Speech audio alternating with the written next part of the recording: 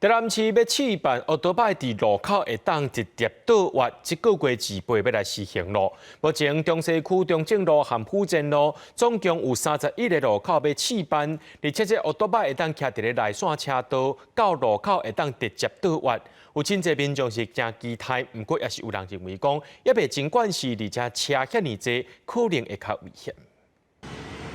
台南市中西区中正路甲府前路临近孔庙顶景点，车流量未少。奥多摆技术是按照规定两段式的倒滑，不过28号开始，路口将要试办奥多摆直接会当倒滑，路线嘛已经排定，总共有31个路口。要改变长久以来的用路习惯，有人真期待，但是有的奥多摆技术说嘛烦恼，搁较危险。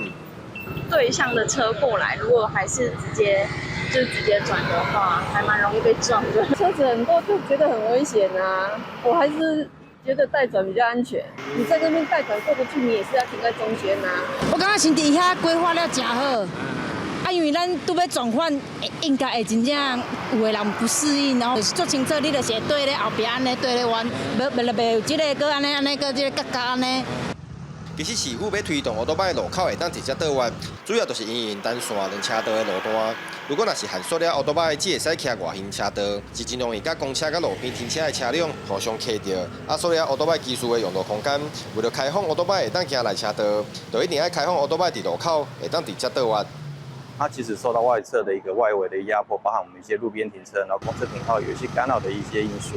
那因为台南是一些巷弄哈，有时候也会比较狭小，所以说我们是有在检视这样的一个计划，让我们的一个内侧车道能够让我们的一个机车行驶进来。试办期间开放奥多摆会当行内车道，以及路口直接倒弯，但是嘛保留民众习惯的两段式的倒弯带转区，要让民众一步一步来适应。这为期6个月的测试，市府除了强调会加强宣导，嘛会滚动式的检讨试办的成效。记者郑云台报道。